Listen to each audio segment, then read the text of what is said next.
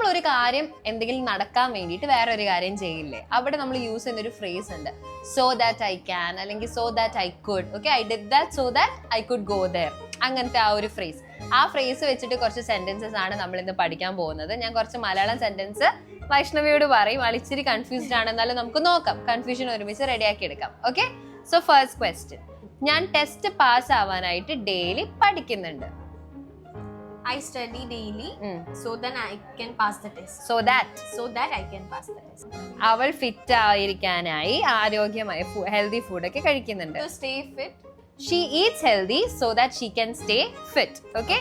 She eats healthy so that she can stay fit. She eats healthy first. Yes. ആദ്യം വരിക, പിന്നെ അതിന്റെ result എന്താന്ന് പറയാം. ഓക്കെ, അവൻ ട്രെയിൻ പിടിക്കാനായി മുൻപേ പോയി.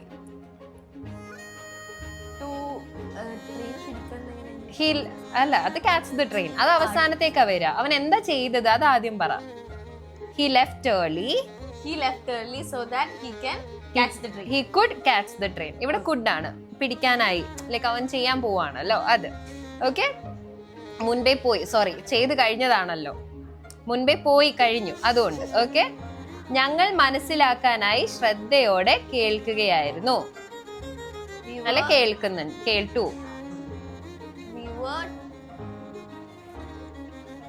We listened carefully so that we can understand better. We could understand. Okay. കേട്ടു. മനസ്സിലായോ? ഓൾറെഡി കഴിഞ്ഞു. ഓക്കെ, ഞാൻ നല്ലോണം ഓർക്കാൻ വേണ്ടി നോട്ട്സ് ഒക്കെ എഴുതുന്നു. ഇതെങ്ങനെ ഇംഗ്ലീഷിൽ പറയാന്നുള്ളത് കോമെന്റ് ഡൗൺ ബിലോ.